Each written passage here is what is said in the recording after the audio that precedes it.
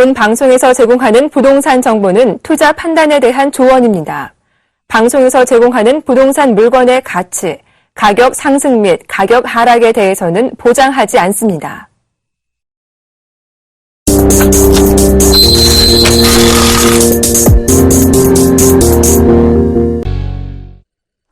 네, 오늘장 전망과 출발 상황 분석 도와주실 두 분 소개해드리겠습니다. 스타인베스트 윤동식 대표님, 그리고 유한타증권 해운대 지점의 김춘현 PB님 연결되어 있습니다. 안녕하세요. 안녕하세요. 네.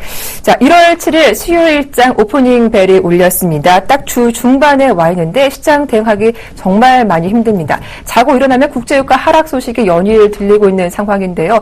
오늘도 코스피 지수가 1900포인트 아래에서 출발한 걸로 보여지고 있는데 먼저 윤동식 대표님, 현재 개장 분위기 어떻게 형성되고 있나요? 일단은 코스피 지수 같은 경우는 마이너스 3.72포인트 하락한 1878.73포인트에서 시작을 하고 있고요. 네. 코스닥 지수 같은 경우는 좀 상승을 했죠. 0.57% 상승한 559.47%에서 상승을 했었는데, 이 종합주가 지수만 놓고 본다고 치면 우리나라 지수가 1차 이제 지지선이 되는 1870선을 지키느냐, 오늘 과연 아니면 지키지 못하고 무너지느냐에 따라서 좀 변수를 잡아보셔야 될 것 같고요. 오늘 같은 경우는 이제 S&P 500 지수를 한번 놓고 보셔야 될 것 같은데, S&P 500 지수를 일봉상으로 놓고 본다면 심리적 지지선인 121선을 저번 때도 그렇고 이번 때도 그렇고 좀 지지를 하고 반등하는 모습을 보여줍니다. 근데 이제 일봉상으로 그렇게 나와 있지만 주봉상으로는 아직까지 좀 위험한 상황이다 보니 좀 시장에서 관심을 한 발짝 떨어져서 좀 시장을 바라보시는 게 좋을 거라고 보고 있고요. 종합주가지수 같은 경우는 아까 전에 말씀드린 대로 1870포인트를 좀 지지를 한다면 대형주에 대한 좀 반등이 나오지 않겠는가라고 생각을 하고 있는데, 이와는 별도로 코스닥 지수 같은 경우 긍정적으로 좀 움직이고 있으니까 네. 종합주가지수보다 대형주보다는 좀 지금 시점에서는 중소형주 위주의 관점으로 좀 접근하시는 전략이 가장 좋은 전략이 아닌가라고 생각을 하고 있습니다. 네. 자, 일단은 코스피는 1870포인트 지지 여부를 꼭 확인하면서 대응해보자라는 말씀이었고, 지금처럼 힘든 상황에서는 코스피 대형주보다는 중소형주가 좀 포함되어 있는 코스닥 쪽에 관심을 갖자라는 의견까지 들어갔습니다. 자, 이어서 현재 업종별 분위기도 확인을 해볼 텐데요. 전반적으로 쉬어가는 업종이 많습니다. 그 가운데 오늘 어떤 업종이 조금 더 크게 빠지고 있고 더 조금 오르고 있는지 확인해보도록 하겠습니다. 자, 먼저 이어서 김춘현 PB님 연결되어 있습니다. PB님. 예, 지금 현재 강세를 띠고 있는 업종은 철강금속 업종, 섬유유복 업종, 전기가스 업종, 보험업종, 의료정밀업종, 의약품 업종, 음식료품 업종이 지금 좀 강세를 보이고 있는 상황이고요. 특히 철강금속 업종이 지금 0.84%대 상승을 보이고 있는 모습입니다. 포스코가 1.82% 정도 상승하면서 철강금속 업종을 이끌고 있는 모습이고요. 현대제철이 0.32%, 고려아연이 0.25% 정도 오르면서 그 철강금속을 이끌고 있습니다. 그리고 섬유유복 업종이 0.82% 정도 상승하고 있는데, 그 0.82% 상승하는 핵심에는 그 제일모직이 장중에 조금 끌고 나가다가 지금은 조금 빠지는 모습이고요. 휠라코리아 0.41%, LF, 한섬, 태평양물산, 한세실업 등이 지금 강세를 보이고 있는 모습입니다. 특히 휠라코리아 같은 경우에는 어제 신고가를 기록하면서 그 시장을 이끄는 모습이었고요. 전기가스업이 지금 0.59% 오르고 있는데 한국전력이 이끌고 있는 모습입니다. 지금 가장 크게 빠지고 있는 업종은 그 운수 창구 업종으로 확인이 되고 있는데, 운수 창구 업종에 아무래도 그 대한항공이 어제 5천억 규모의 대규모 유상증자 이야기 나오면서 그 시장을 빠르게 빼고 있지만은 다른 그 운수 창구 업종에 포함되어 있는 아시아나 항공이라든지 흥하해운, 한진해운, 페노션, 현대상승 등은 오르고 있는 상황입니다. 그리고 코스닥 지수를 지금 보시면은 코스닥 지수는 디지털 컨텐츠 업종이 1.63% 상승하고 있는 상황이고, 화학업종 0.94%, IT 소프트웨어가 0.53%, 섬유의류 복종이 0.31% 정도 상승을 하고 있는 모습이고요. 디지털 컨텐츠가 계속 강한 모습을 보인다고 제가 계속 말씀을 드렸는데, 웹젠이 지금 6%대 상승을 보이고 있고, 컴투스 2.3%대 상승, 넥슨GT 1.2%, 뉴이메이드가 1.43% 정도가 오르면서 시장을 이끌고 있는 모습입니다. 그리고 지금 두 번째로 강한 업종이 지금 화학업종이고요. 그리고 세 번째 그 IT 소프트웨어가 0.49% 정도 오르고 있는데, 그 이쪽 관련된 업종으로는 그 IoT 관련된 종목들, 인터넷보다는 그 사물인터넷 관련주들이 지금 조금 관심을 가져야 하는 업종으로 보이고 있습니다. 네, 이렇게 양시장 업종별 분위기 확인을 해봤습니다. 오늘은 철강 쪽이 좀 강세를 띠고 있다는 점 확인할 수 있었는데요. 바로 수급 동향도 분석을 해보도록 하겠습니다. 어제도 역시나 외국인의 매도가 시장에 참 부담을 주고 있었는데 오늘도 역시 마찬가지로 장 초반 외국인과 기관의 동반 매도세가 코스피 시장을 좀 억누르고 있습니다. 현재 수급 분위기는 어떻습니까? 전체적으로 대형주 위주로는 장 초반부터 외국인의 강력한 매도세가 나오고 있는 상황이고요. 거래소 중심으로는 외국인이 650억가량 지금 매도를 하고 있는 상황이고, 기간 또한 40억 정도 매도가 있는 상황이고, 개인만 유독 한 2억 정도 순매수 기조를 유지하고 있습니다. 기타 법인 쪽에서는 한 690억 정도 매수 기조가 나와 있는 상황인데, 우리나라도 기관도 마찬가지고, 보험, 투신, 연기금 전체적으로 대형주, 거래소 위주에는 조금 수익을 실현하고 나가는 건지 아니면 로스컷을 하는 건지 매도 장세가 나오고 있는 상황이라고 보여주고 있고요. 코스닥 시장만 놓고 보더라도 개인 같은 경우는 21억 순매수, 기관은 6억 정도 순매수, 외에는 10억 정도 매도인데 이 15억 가지고는 아직까지 방향성을 좀 잡기에는 애매한 상황인 것 같고요. 기관 중에서는 금융투자 3억, 보험 2억, 연기금 2억 정도 매수를 하는데 기타 법인에서 조금 13억 정도 매도가 많이 나와 있는 상황입니다. 이걸 보면 종합주가지수만 놓고 보고 그리고 코스닥 지수를 따로 좀 분리해서 놓고 본다 치더라도 외국인은 1월 중으로는 어떻게 보면 대형주보다는 중소형주에 좀 관심을 많이 가지고 있지 않나라고 생각을 하고 있고요. 외국인의 매도가 가장 많이 나오고 있는 업종별로는 전기전자 업종에서 627억 정도 나오고 있고, 운수장비에서도 26억 정도 나오고 있는 상황이고, 그리고 제조업 쪽에서도 많이 나오고 있는, 전체적으로 제조업 쪽에서 많이 나오고 있는 상황인데, 이렇다 보면 외국인도 그렇고 기관도 그렇고 대형주 위주에서는 조금 매도를 하고 나가는 전략이 장에 좀 연출되고 있지 않나라고 하는데, 어떻게 보면 좀 예견된 상황인 것 같습니다. 왜 그러냐면 어제 일자로 MSCI 지수에 이제 제일모직이 편입됐었죠. 그것을 반영하듯이 어제 그리고 그제 제일모직 삼성 SDS 주가가 급락하는 모습을 보였는데, 그 급락하는 모습과 함께 대형주의 좀 포트가 변화하지 않았는가, 그리고 외국인의 포트와 기관의 포트가 많이 변화하면서 그동안 수익을 냈던 종목을 수익을 실현하고 새로운 종목에 이제 좀 종목 교체가 이루어지고 있는 모습이 아닌가라고 생각을 하고 있기 때문에, 만약 오늘 우리나라 증시가 1870선 가까이 무너진다고 하면 현금을 100% 보유하고 계신 분들이라면 한 30% 정도 비중을 담아보시는 전략도 유효하기 때문에 지금 같은 시장에 너무 겁먹지 마시고 좀 선별적으로 투자하시는 전략도 좋은 거라고 보고 있습니다. 네, 이렇게 말씀드리는 순간 코스피 지수가 낙폭을 많이 줄이면서 일단은 1880포인트 위까지는 올라와 있는데요. 일단 겁먹지 말자라는 말씀 잘 기억해 두시면 도움이 되실 것 같습니다. 자, 이어서 외환시장 분위기도 살펴보도록 하죠. 먼저 오늘 순서는 KB 외환선물 정경팔 팀장님 연결되어 있습니다. 안녕하세요. 네. 자, 현재 코스피 지수 잠깐 확인해 드리겠습니다. 현재 코스피 지수가 1.13포인트 하락한 1881포인트대 거래가 되고 있는 상황이고요. 현재 외국인의 매도가 687억 원 나오고 있는 가운데 기관 쪽에서 43억 원 팔고 있습니다. 오늘도 개인 쪽에서 40억 원 매수세가 이어오고 있지만 아직 시장 상승으로 이끌기에는 좀 부족해 보이는 모습도 포착이 되고 있네요. 자, 다시 한번 외환시장 흐름 분석을 해보도록 하겠습니다. 정경팔 팀장님 만나보죠. 팀장님. 네, 안녕하세요. 네, 현재 원달러 환율 분위기 어떻습니까? 네, 오늘 서울 외환시장은 어제 종가 대비 30전이 하락한 1098원 50전에 개장했고요. 개장 이후에는 1097원 60전과 1100원 60전 사이에서 움직이고 있습니다. 이 시간 현재는 1100원에 거래가 되고 있습니다. 오늘 환율이 보합권에서 출발하는 것은 달러 원이 대외적인 변수를 종합적으로 반영한 결과를 나타낸 결과입니다. 달러 원은 대외적으로 달러 N을 추종하고 있습니다만 그 이외의 변수들에 대해서도 영향을 받고 있는데요.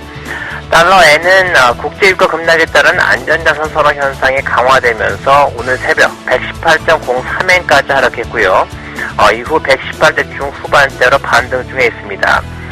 뉴욕 여고시장에서 달러원 1개월물은 달러 N을 추정하면서 현물 환율로 환산해 지난 새벽 여고시장에서 1097원대까지 하락하는 모습을 보였습니다.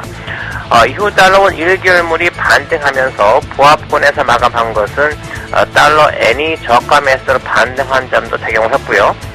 동시에 글로벌 달러가 엔화를 제외한 나머지 주요 통화 대비 강세를 보인 점도 영향을 미쳤습니다.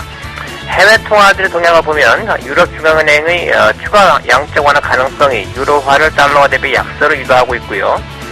대표적인 상품 통화인 호주 달러는 유가의 급락세를 반영하면서 미 달러화 대비 약세를 보이고 있습니다. 이처럼 글로벌 위험 회피 상황에서 엔화의 강세와 위험 통화들의 약세라는 전통적인 거래 패턴이 어제보다는 더 분명하게 나타나는 모습입니다.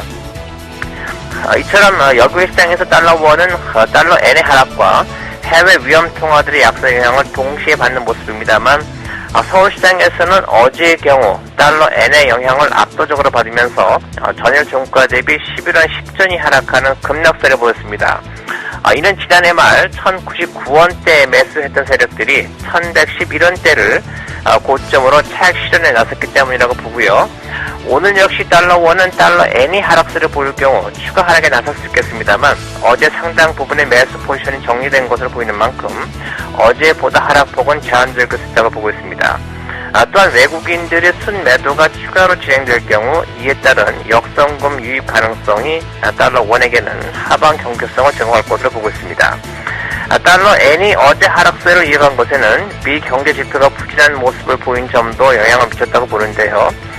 이번 주 금요일에 발표되는 미국의 12월 고용지표가 호조를 보일 경우 저가 매수에 나서는 명분이 강화될 것으로 예상됩니다. 미 고용지표가 발표되기 이전에 주목할 자료는 우리나라 시간으로 내일 새벽에 공개되는 미 연준의 FOMC 회의 의사록인데요. 의사록 내용이 매파적으로 드러날 경우 달러 엔의 매수 재료를 작용하면서 달러 원 역시 반등의 명분이 될 것으로 예상됩니다. 오늘 달러 원은 1092원에서 1106원 사이 거래 범위를 예상하고 있습니다. 이렇게 오늘 외환 시장 전망까지 말씀 자세하게 들었습니다. 도움 말씀 고맙습니다. 감사합니다. 네, 지금까지 KB 외환선물 정경팔 팀장이었습니다.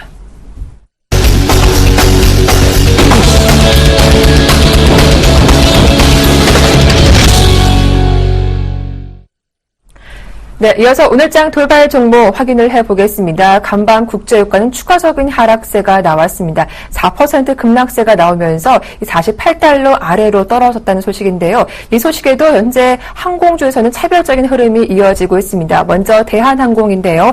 대한항공이 어제 좀 급락세가 나왔었죠. 무엇보다 5천억 원 규모 주주 배정 유상증자 소식에 일단은 주가는 약세 흐름을 타면서 오늘까지도 추가적인 하락이 이어지고 있고요. 반면 아시아나항공은 유가 하락 소식 이게 오늘도 주가는 방긋 웃고 있습니다. 두 주가 흐름 좀 비교를 해보도록 하고요. 또 개별적인 종목이 하나 있는데 오스템 임플란트입니다.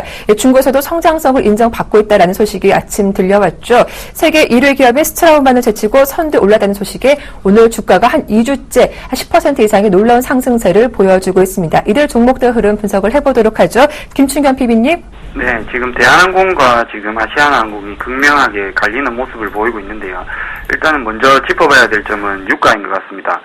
사우디 국왕이 어제 이제 말을 했죠. 저유가 도전에 대해서 강한 의지로 대응을 할 것이다. 이렇게 지금 내용이 나오고 있는데, 이렇게 유가가 빠지는 배경에는 이제 정치적 배경도 좀 있습니다.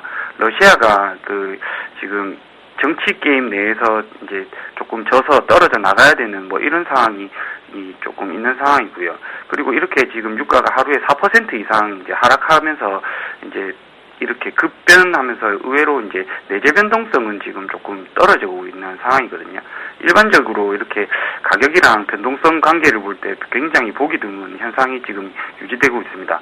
그리고 지금 이런 국제 유가 우려로 인해 가지고 DLS라든지 이런 것들도 지금 자산들 위험성이 계속 커지고 있는데, 유가 이거는 아무래도 추세상 조금 더 빠질 위험이 있는 것 같고요. 그렇기 때문에 관련된 운수창고 업종들은 전반적으로 우호적인 환경에 이제 들어가 있는 상황입니다. 그렇지만은 지금 대한항공 같은 경우에는 이렇게 우호적인 환경 내에서 지금 5천억 규모의 유상증자 결정을 해버렸거든요. 지금 본인들 이제 대한항공 재무구조 개선 효과를 위해 가지고 일단은 유상증자를 하는데, 일단 현재 총 주식 대비 한 24.1% 정도가 이렇게 증가를 하게 되고요. 일단 이론적으로는 한 7% 정도의 이제 조정이 이제 예상되는 게 정상적인 것 같습니다.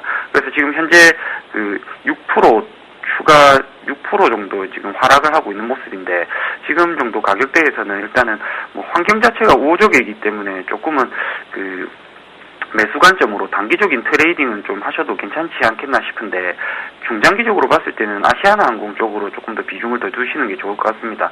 지금 그 이미지도 이미지대로 안 좋아진 상황에서 지금 내린 결정이기 때문에 굉장히 좀 좋지 않은 선택을 한 것 같거든요. 그렇기 때문에 지금 대한항공이랑 뭐 한진칼이라든지 이런 것들이 전반적으로 영향을 받고 있는 상황인데 일단 단기적인 대응은 조금 괜찮을지 모르겠지만은 중장기적으로는 조금 피하시는 게 좋으실 것 같고요. 그래서 지금 뭐 42,000원 초반 정도 오시면은 뭐 이론적으로는 뭐 일단은 뭐 매수를 해봐도 되는 가격대라고 생각을 하고 있습니다. 두 번째로 일단은 아시아나항공 같은 경우에는 아무래도 국제유가 이제 하락 소식에 우호적인 영향을 계속해서 받고 있죠. 제가 저번에도 말씀드렸지만은 대한항공을 할 바에는 그냥 그 아시아나항공을 매수하라고 일단 말씀을 드렸었는데 그 에너지 그러니까 항공사에서 가장 뭐 한 20% 정도는 이 유가가 차지한다고 보시면 될 것 같습니다.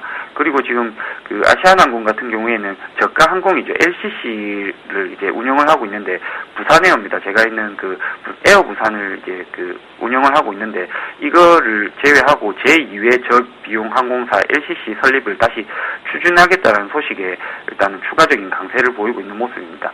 최근에 뭐 하나투어라든지 모두투어 강세 보이는 거 보시면 아시겠지만은 지금 그 항공 수요가 점점 늘어나고 있는 상황인 것 같거든요. 그렇기 때문에 아시아나항공 지금 뭐 밸류에이션으로 봤을 때도 크게 부담스럽지는 않습니다.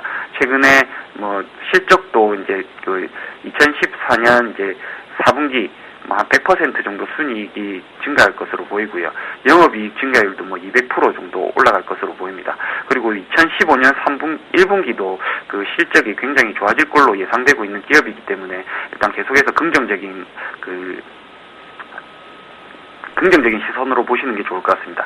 그리고 세 번째로 오스템 임플란트입니다. 오스템 임플란트가 중국에서 세계 1위를 이제 차지하게 됐는데 오스템 임플란트가 중국 시장에 빠르게 진출을 했었습니다. 오스템 임플란트는 중국을 핵심 시장으로 보고 이 중국 그 치과 의사들을 대상으로 이 임플란트 시술법을 빠르게 교육을 했고요. 그래서 중국의 그 한 70% 정도 되는 그 중국 의사들이 오스템 임플란트 기술을 갖고 있는 거죠. 그 이 임플란트 시술이라는 것이 각 임플란트 회사들마다 시술법이 다르기 때문에 새로운 것을 또 이렇게 익히거나 뭐 이렇게 하기에는 쉽지는 않은 상황입니다. 아무래도 중국 시장이 앞으로 노령화가 계속해서 진행이 되고 있는 상황이고 그렇기 때문에 거기에다가 이제 소득도 증가하는 상황이기 때문에 향후 오스템 임플란트 굉장히 우호적인 상황이 될 것 같고요. 그 스트라우만이라고 그 이게 세계 시가총액이 이제 1위였습니다. 그 1위였던 그 오스템 회사를 이제 오스템 임플란트가 이번에 이제 제쳤고요. 그리고 2015년부터 그 국내 그 시장에 보험 적용이 되죠. 보험 적용이 되는데 치과 의사들 뭐 이제 보면 아시겠지만은 한 개, 두 개 정도 이제 임플란트 하러 가지만은 실질적으로 여러 개가 안 좋다고 해서 뭐 7개, 8개 정도를 그 임플란트를 박아버리는 그런 경향이 많거든요. 그렇기 때문에 실적은 앞으로 개선될 것으로 보입니다. 지금 주가 수준은 충분히 매수 가능한 시점이고요. 그리고 그 말씀드렸던 의료 정밀 업종에 속해 있는 종목이기 때문에 지속적인 관심 필요한 종목이라고 보입니다. 이상입니다. 네. 자, 이렇게 오스템 임플란트 분석 들어봤는데요. 다음 돌발 종목들도 살펴보겠습니다. 오늘 현대차가 7거래일 만에 반등하고 있습니다. 정말 오랜만에 보는 반등이라 더 반갑게 느껴지는데요. 미국에서도 양호한 실적을 기록했는데 현재 시장에서는 4분기 실적에 대한 기대감이 형성되고 있고요. 오늘 또 정유주가 반등하고 있습니다. 그동안 가파르게 하락세가 나왔었는데 좀 그동안 많이 빠졌기 때문에 지금 낙폭 과대에 대한 반발 매수인지 그리고 혹시 지금 정유주 투자하고 싶으신 분들도 들어가 봐도 괜찮은 것인지 정유주에 대한 투자 의견도 여쭤보도록 하겠습니다. 자, 끝으로 구제역 관련주 오늘도 상승세입니다. 이 구제역이 돼지에서 서로 옮겨갔다는 소식에 현재 들리고 있는데 불안감이 좀 형성되고 있죠. 백신주 흐름까지 점검해보도록 하겠습니다. 윤동식 대표님 현대차부터 좀 살펴볼까요? 예, 현대차부터 듣고 오겠습니다. 네. 뭐 오랜만에 1,500원 올라가지고 16만 6,000원, 6,500원, 5,500원 이렇게 왔다 갔다 하는 상황인데 4분기 실적이 기대치 이상으로 좋아질 거라는 기대감 때문에 주가가 오른다고 얘기하는 게 좀 오해가 있는 것 같고요. 네. 현대차 일단 뭐 차트부터 놓고 보겠습니다. 저점 15만 원, 14만 9천 원대부터 뭐 가파르게 뭐 상승을 해가지고 19만 원 넘어서서 19만 2천 원까지 올라간 상태에 자사주 매입을 4,500억가량 한다는 뉴스가 터졌는데도 불구하고 오히려 주가는 19만 2천 원대 대비해서 한 10% 이상이 되겠네요. 한 12% 정도 빠져있는 상황입니다. 자, 또 하나 놓고, 뭐 다른 종목을 놓고 보죠. 삼성전자 차트 하나 띄워드리겠습니다. 왜 그러냐면, 현대차 자사주 4,500억 매입, 삼성전자도 자사주 매입 하겠다는 뉴스가 나갔는데도 불구하고 지금 뭐 배당락이 뒷부분 빼고요. 나갔는데도 불구하고 삼성전자 같은 경우는 이제 우상향 패턴을 전형적으로 그리며 위로 올리는 차트고 현대차 같은 경우는 밀리는 차트입니다.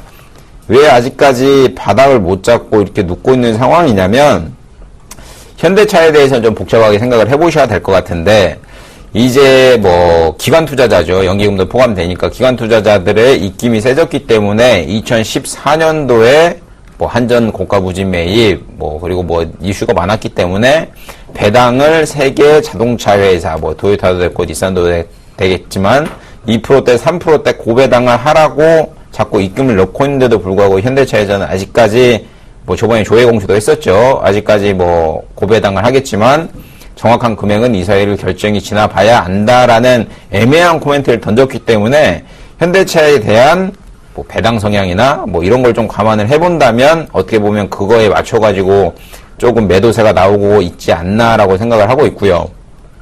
4분기 실적만 놓고 본다고 치면 일단 3분기보다 그리고 저번 분기 작년도 4분기보다는 실적이 뭐 긍정적으로 나올 것 같습니다. 왜 그러냐면 자동차 판매 대수도 작년 같은 경우는 850만 대가 넘어섰고요. 그리고 환율적인 측면에서도 작년에는 원엔 달러 기준으로 1,000원 선에서 왔다 갔다 했었지만 올 같은 경우는 뭐 기본적으로 4분기에 1,100원 선에서 왔다 갔다 했었기 때문에 4분기 매출이 전반적으로 증가될 거라는 뭐 뻔한 뉴스긴 합니다. 근데 왜 4분기 실적도 좋고 고배당도 2015년도에 하기로 뭐 약속을 한 상황이고 14년도 거는 뭐 이사회 결의를 지켜봐야 되지만 15년도에 고배당을 하기로 했고 그리고 뭐 4분기 매출도 좋은데 주가가 왜 이러고 있냐라고 얘기를 하는데 뭐 내용은 같다는 것 같습니다. 1월에 대법원에서 이제 통상임금 판결이 있죠. 이 판결 부분이 떨어지고 난 다음에서야 현대차의 주가는 움직이지 않겠는가 생각을 하고 있기 때문에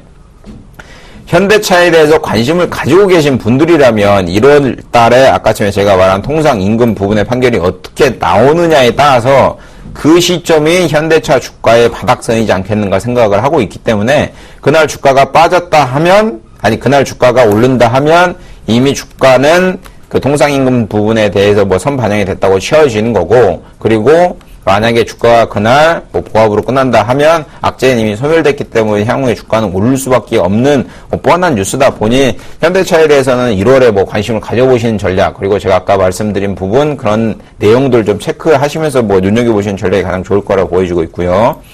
이제 다음으로 뭐 정유주죠. 정유주 말 많습니다.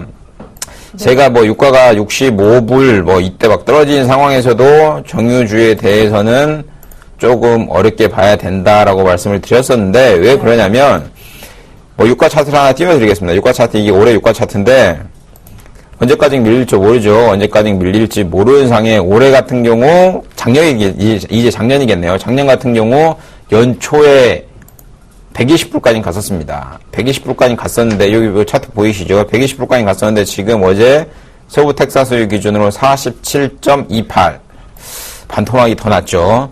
근데 제가 예전에 65불이 유가가 갈 때 10불 갈지 20불 갈지 아무도 모른다고 분명히 말씀을 드렸습니다.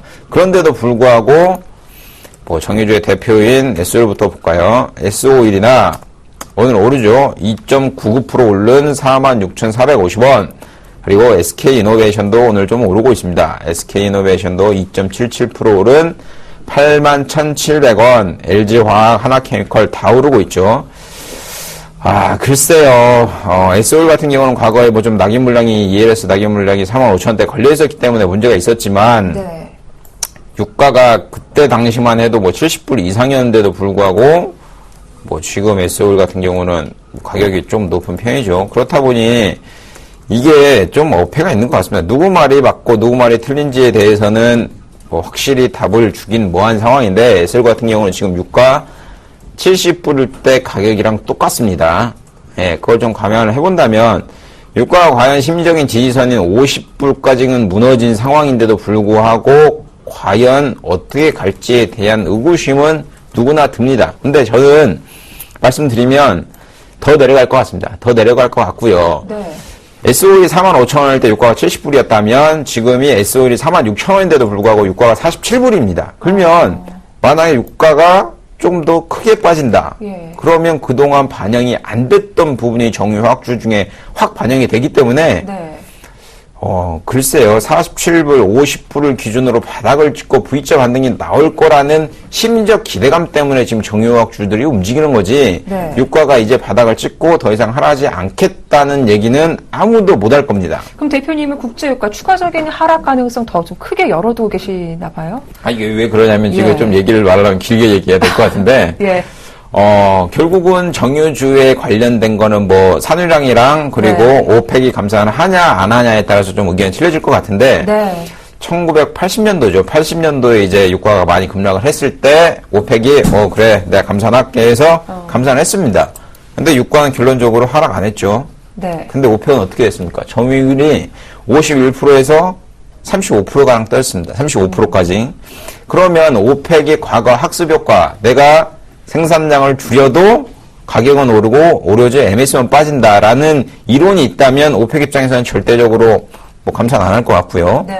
비오펙 쪽에서도 뭐 감산을 안 한다면 생산량을 전차적으로 늘려가지 않는 한, 네. 그리고 뭐 생산량을 기존에 똑같이 가더라도 유럽과 중국 쪽에서 뭐 수요가 안 맞기 때문에 네. 결과적으로 유가는 하락할 수밖에 없는 상황인데 네. 이게 단순히 경제 상황만 놓고 볼 게 아니라 러시아와 뭐 우크라이나 사태, 미국과의 연관관계를 뭐 다 놓고 보셔야 하기 때문에 단순히 뭐 5분, 10분 안에 얘기하기는 좀 어폐가 있기 때문에 저는 정유주, 화학주 반등 나오면 과감하게 정리하고 나오겠습니다. 신규 접근은 절대 금지다라는 말씀이신 거군요. 그렇죠. 네. 자, 끝으로 저희가 좀 구제역 관련주도 좀 짧게 다뤄봐야 하는데 시간이 많지가 않아요. 반등 그냥 좀 지켜본 게 좋을까요? 어떻습니까?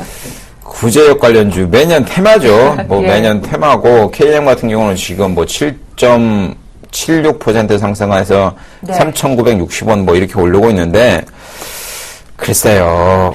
저는 테마주는 일단은 좋아하진 않습니다. 좋아하진 네. 않기 때문에 뭐 조금 종목의 코멘트 자체를 하기는 뭐하는 상황인데 네. 뭐 급반등했다가 무너졌다가 다시 뭐 좀 올라가고 있는 상황인데 대지에서 서로 구제역이 얼마 같다. 그렇기 네. 때문에 또 파동이 일어날 것이다라는 이런 좀 이슈를 가지고 움직이는 종목에 대해서는 개인이 큰 비중을 담아서 좀 트레이드하기에는 위험하지 않겠는가라고 생각을 하고 있습니다. 네, 알겠습니다. 이렇게 구제역 관련주 흐름까지 코멘트 들어봤습니다. 일단 간밤 글로벌 증시는 국제유가 하락 소식이 들리면서 좀 전반적으로 쉬어가는 분위기가 이틀 사이 형성이 됐는데요. 이 국제유가가 그도 그럴 것이 이틀 사이에 무려 10% 가까이 빠졌기 때문입니다. 어제 이 소식에 코스피 지수도 1900포인트 이탈 움직임이 나오더니 오늘은 장 초반이지만 낙폭을 줄이면서 상승 반전을 시도하는 분위기도 나오고 있습니다. 자, 어떻습니까? 자, 김충현 PB님, 이제 유가 하락 소식 좀 국내 증시 면역력이 생겼다라고 보실 수 있는 것인지 이런 국제유가 하락 소식에 언제까지 국내 증시가 일희일비하는 흐름이 나올까요? 아무래도 이 국제유가가 국내 증시에 미치는 영향이 뭐 굉장히 크다라고 말하기는 조금 어렵습니다. 근데 이제 네. 아무래도 국내 증시에 가장 크게 영향을 미치고 있는 거는 글로벌 금융시장에 대한 이제 불안 확산인 거죠. 그렇기 때문에 뭐 그 그리스 쪽도 안 좋고 유가도 계속해서 빠지고 있고 뭐 글로벌 정치적으로도 뭔가가 불안한 상황이다 보니까는 이게 뭐 국내에 투자되어 있던 외국인 자본 유출이 일단은 조금 큰 것 같습니다. 최근에 보면은 계속해서 이제 외국인들이 주로 매도를 나서고 있고요. 그리고 지금 뭐 기관 쪽에서도 계속 매도가 나가고 있는 게 그게 문제가 되고 있는 거지. 실질적으로 뭐 유가가 하락이 되면은 우리나라는 뭐 에너지가 나는 나라가 아니다 보니까 실질적으로 유가 하락은 그 GNP나 GNI나 GDP 오히려 상승될 수 있는 효과를 보이고 있거든요. 특히 뭐 제조업이라든지 뭐 전산업, 뭐 서비스업 이런 쪽은 생산 비용이 감소가 되고요. 그리고 운수창고업 같은 경우에는 이제 아무래도 그 비용 절감으로 인한 수익성이 개선되는 그런 긍정적인 효과들도 많이 있습니다. 근데 이제 전반적으로 이게 그 국제 유가 하락으로 인해 가지고 주가가 빠지는 거는 아까 말씀드렸던 그 글로벌 투자 자금의 이제 유출이 문제가 되는 거지. 그게 이제 어느 정도 안정이 빨리 되느냐 이런 문제인 것 같거든요. 지금 우리나라 코스피 지수가 1885포인트 정도 하고 있습니다. 제가 보는 뭐 밴드를 기준으로 봤을 때 일단은 추세를 좀 완전히 이탈한 모습이고요. 현재 여기서 회복하는 모습은 나오기는 아무래도 외부 변수가 많이 작용을 할 것 같습니다. 거기다가 우리나라 지금 대기업들의 실적 우려감도 같이 이제 더해지고 있는 상황이기 때문에 지금 주식시장이 향후 뭐 빠르게 반등이 나올 거다 이렇게 예상하기는 조금 어려울 것 같고요.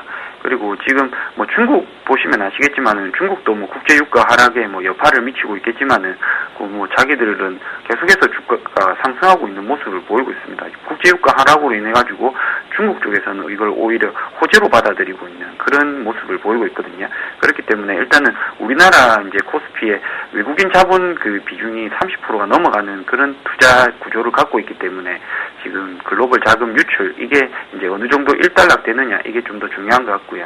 국제유가는 향후 추세적으로 봤을 때 조금 더 빠질 것 같습니다. 좀 더 빠질 것 같은데 이거에 너무 일희일비하지 마시고요. 대기업 쪽으로는 지금 투자할 곳이 많이 드뭅니다. 항상 말씀드리지만은 지금 먹을거리는 굉장히 제한되어 있거든요. 그렇게 제한된 그 업종 내에서 계속해서 보면 디지털 컨텐츠 업종 그리고 반도체 업종 그리고 의료종밀 업종 이런 쪽이 지금 돌아가면서 지금 계속해서 오르고 있습니다. 그리고 최근에는 이제 뭐 CES를 바탕으로 해가지고 그 IoT죠. 사물인터넷 이쪽이 계속해서 관심을 받고 있는데 이 사물인터넷 관련해가지고는 개인적으로는 굉장히 위험한 기술이라고 생각합니다. 굉장히 위험한 기술이지만은 그래도 향후 먹거리가 그쪽에 있다라는 거 그리고 우리나라에 정말 먹을거리들이 많이 없습니다. 항상 말씀드리지만은 그렇기 때문에 문화 컨텐츠라든지 지금 말씀드리는 이런 업종 내에서 조금 이렇게 트레이딩을 하시는 게 맞는 것 같습니다. 국제유가에 너무 심려하시지 마시고요. 대형주 쪽은 그래도 조금 비중을 조금 줄이시는 게 좋지 않을까 생각을 하고 있습니다. 예, 이상입니다. 일단 유가 하락에 대한 영향력을 좀 이르기에는 좀 시기상조다라는 말씀을 해주셨고요. 그리고 추가적인 자금 이탈 여부에 대해서 오히려 좀 집중해보자라는 의견까지 말씀 들어봤습니다. 자, 오늘도 이렇게 시장 이슈와 함께 특징주들 흐름까지 점검해봤습니다. 지금까지 두 분과 함께했죠. 스타인베스트 윤동식 대표님, 또 유한타증권 해운대 지점의 김충현 PB님 두 분과 함께했습니다. 수고 많으셨습니다. 고맙습니다. 감사합니다.